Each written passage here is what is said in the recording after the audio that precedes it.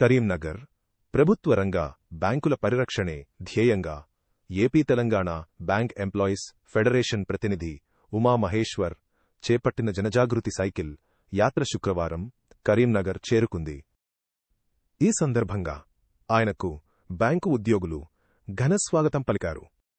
అనంతరం 150 మందితో భారీ బైక్ ర్యాలీ నిర్వహించారు. ప్రైవేటీకరణను ఆపాలని, ఖాళీలను భర్తీ చేస్తూ 5 రోజుల పని విధానాన్ని అమలు చేయాలని నేతలు డిమాండ్ చేశారు. కేంద్ర ప్రభుత్వం మొండి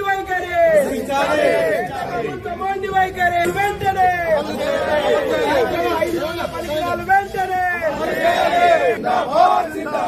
UFPU long live our unity, long live bank employees unity, long live Comrade Umamesh garu LPA long live our unity zindabad.